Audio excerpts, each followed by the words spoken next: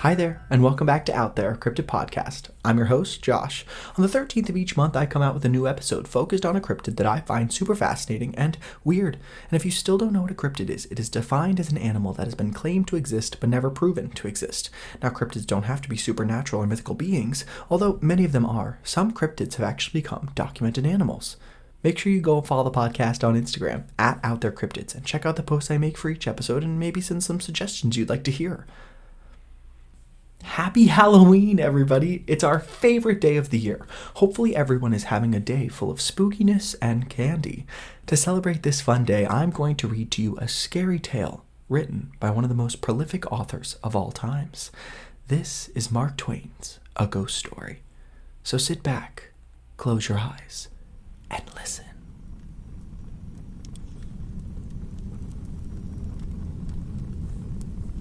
I took up a large room far up Broadway in a huge old building whose upper stories had been wholly unoccupied for years until I came. The place had long been given up to dust and cobwebs, to solitude and silence. I seemed groping among the tombs and invading the privacy of the dead. That first night I climbed up to my quarters. For the first time in my life, a superstitious dread came over me. And as I turned a dark angle of the stairway, an invisible cobweb swung its slazy woof in my face and clung there. I shuddered as one who had encountered a phantom. I was glad enough when I reached my room and locked out the mold and the darkness.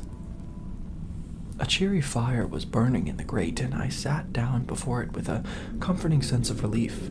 For 2 hours, I sat there, thinking of bygone times, recalling old scenes and summoning half-forgotten faces out of the mists of the past, listening, in fancy, to voices that long ago grew silent for all time, and to once familiar songs that nobody sings now. And as my reverie softened down to a sadder and sadder pathos, the shrieking of the winds outside softened to a wail.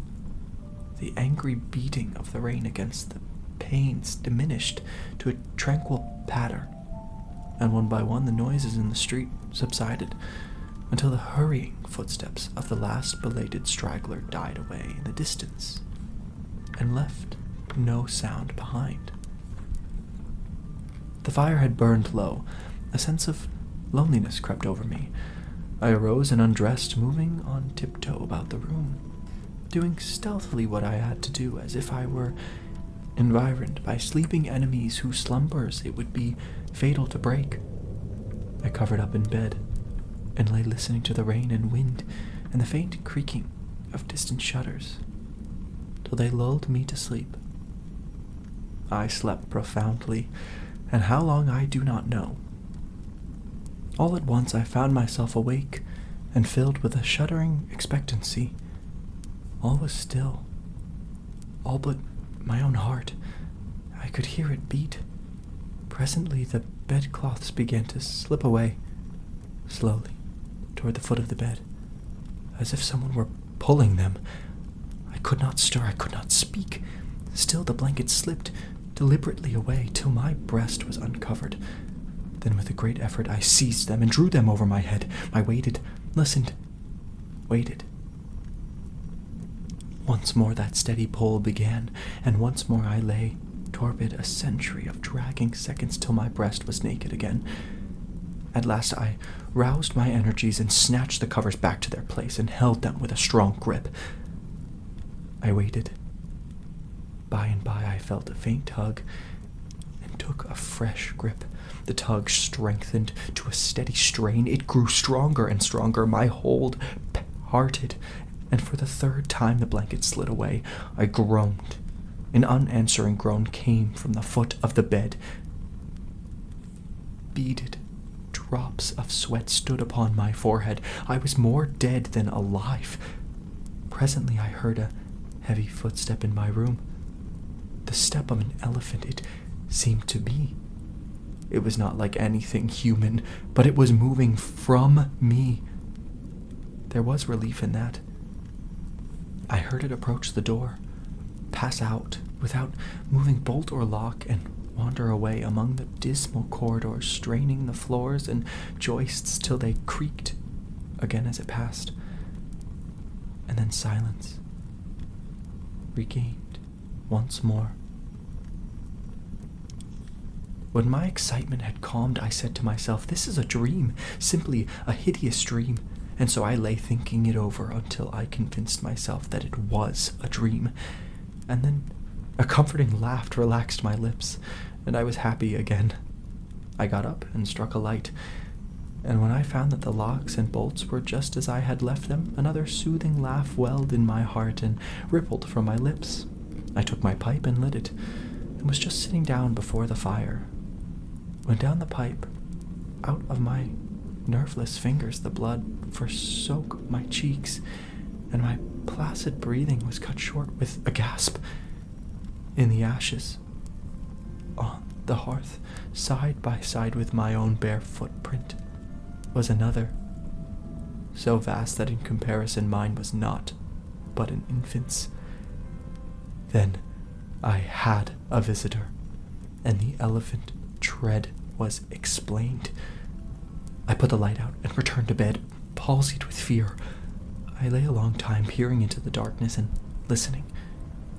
Then I heard a grating noise overhead, like the dragging of a heavy body across the floor, then the throwing down of the body and the shaking of my windows in response to the concussion. In distant parts of the building, I heard the muffled slamming of doors. I heard, at intervals, stealthy footprints creeping in and out among the corridors and up and down the stairs. Sometimes these noises approached my door, hesitated, and went away again. I heard the clanking of chains faintly in remote passages, and listened while the clanking grew nearer, while it wearily climbed the stairways, marking each move by the loose surplus of chain that fell with an accented rattle upon each succeeding step. As the goblin that bore it advanced, I heard muttered sentences, half-uttered screams that seemed smothered violently, and the swish of invisible garments, the rush of invisible wings. Then I became conscious that my chamber was invaded, that I was not alone. I heard sighs and breathings about my bed and mysterious whispers. 3 little spheres of soft, fluorescent light appeared on the ceiling directly over my head, clung and glowed there a moment, and then dropped. 2 of them upon my face and 1 upon the pillow. They spattered liquidly and felt warm. Intuition told me they had turned to gouts of blood as they fell. I needed no light to satisfy myself to that. Then I saw pallid faces, dimly luminous, and white uplifted hands floating bodilessly in the air, floating a moment and then disappearing. The whispering ceased, and the voices and the sounds, and a solemn stillness followed. I waited and listened. I felt that I must have light or die. I was weak with fear. I slowly raised myself towards a sitting posture, and my face came in contact with a clammy hand. All strength went from me, apparently, and I fell back like a stricken invalid. Then I heard the rustle of a garment. It seemed to pass to the door and go out. When everything was still once more, I crept out of bed, sick and feeble, and lit the gas with a hand that trembled as if it were aged with 100 years. The light brought some little cheer to my spirits. I sat down and fell into a dreamy contemplation of that great footprint in the ashes. By and by its outline began to waver and grow dim. I glanced up. The broad glass flame was slowly wilting away. In the same moment I heard that elephantine tread again. I noted its approach nearer and nearer along the musty halls, and dimmer the light waned. The tread reached my very door and paused. The light had dwindled to a sickly blue. and all things about me lay in a spectral twilight. The door did not open, and yet I felt a faint gust of air fan my cheek, and presently was conscious of a huge, cloudy presence before me. I watched it with fascinated eyes. A pale glow stole over the thing. Gradually its cloudy folds took shape, and an arm appeared, then legs, then a body, and at last a great sad face looked out of the vapor, stripped of its filmy housings, naked, muscular, and comely. The majestic Cardiff giant loomed above me. All my misery vanished, for a child might know that no harm could come with that malignant countenance. My cheerful spirits returned at once, and in sympathy with them the gas flamed up brightly again. Never a lonely outcast was so glad to welcome company as I was to greet the friendly giant. I said, "Why is it nobody but you? Do you know I have been scared to death for the last 2 or 3 hours? I am most honestly glad to see you. I wish I had a chair. Here, don't try to sit down in that thing." But it was too late. He was in it before I could stop him, and down he went. I never saw a chair shivered so in my life. Stop, you'll ruin Too late again. There was another crash, and another chair was resolved into its original elements. Confounded it. Haven't you gotten any judgment at all? Do you want to ruin all the furniture on the place? Here, you petrified fool! But it was no use. Before I could arrest him, he had sat down on the bed, and it was a melancholy ruin. Now what sort of way is that to do? First you come lumbering about the place, bringing a legion of vagabond goblins along with you to worry me to death, and then when I overlook an indelicacy of costume which would not be tolerated anywhere by cultivated people except in a respectable theater, and not even there if the nudity were of your sex, you repay me by wrecking all the furniture you can find to sit down on. And why will you? You damage yourself as much as you do me. You have broken off the end of your spinal column and littered upon the floor with chips of your hams till the place looks like a marble yard. You ought to be ashamed of yourself. You are big enough to know better. Well, I will not break any more furniture. But what am I to do? I have not had a chance to sit down for a century. And the tears came into his eyes. Poor devil, I said. I should not have been so harsh with you, and you are an orphan too, no doubt. But sit down on the floor here. Nothing else can stand your weight. And besides, we cannot be sociable with you away up there above me. I want you down here where I can perch on this high-counting house stool and gossip with you face to face. So he sat down on the floor and lit a pipe which I gave him, threw one of my red blankets over his shoulders, inverted my sitz-bath on his head, helmet fashion, and made himself picturesque and comfortable. Then he crossed his ankles while I renewed the fire, and I exposed the flat honeycombed bottoms of his prestigious feet to the great warmth. What is the matter with the bottom of your feet and the back of your legs that are gouged up so?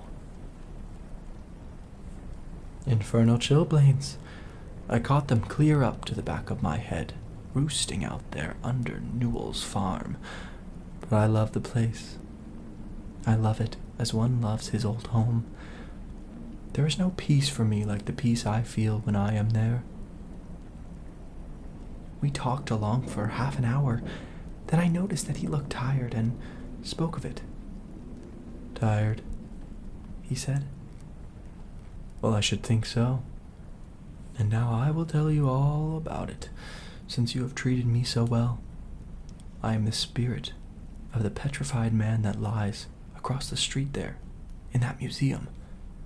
I am the ghost of the Cardiff giant. I can have no rest, no peace, till they have given that poor body burial again. Now, what was the most natural thing for me to do to make men satisfy this wish? Terrify them into it.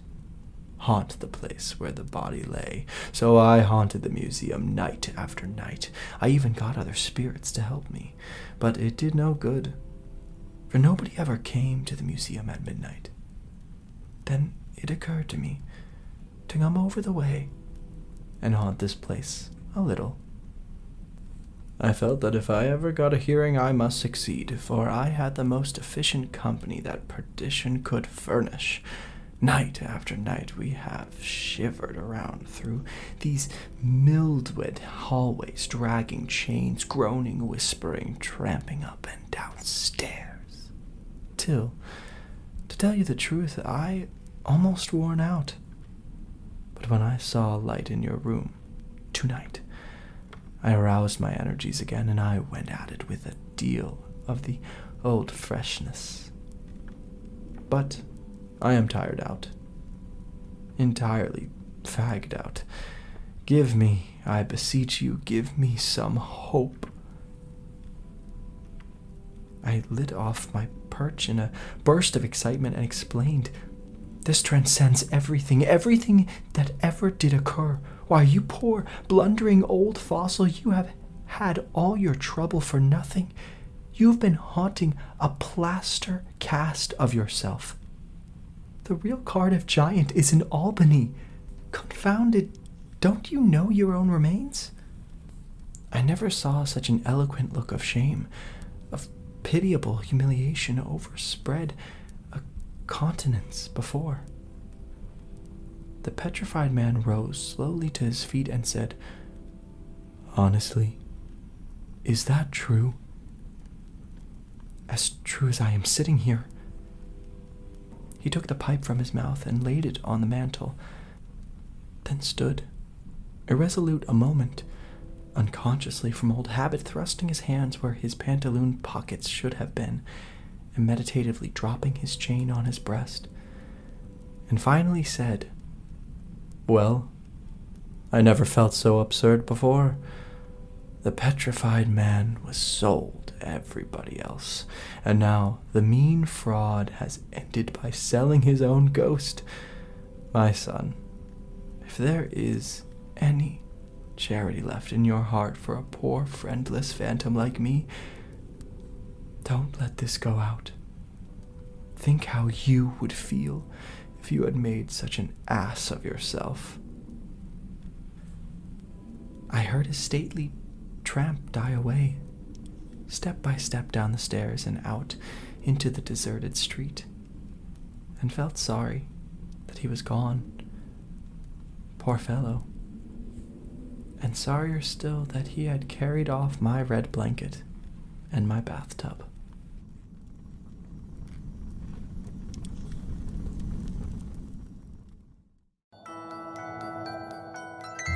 We are on Instagram at OutThereCryptid, so make sure to follow us and tell us all of your thoughts on the cryptids we cover and what you'd like to hear next. It would mean a lot to us if you go to Apple Podcasts and leave us a review. It's a great way for others to find the podcast and enjoy, just like you. Happy Halloween!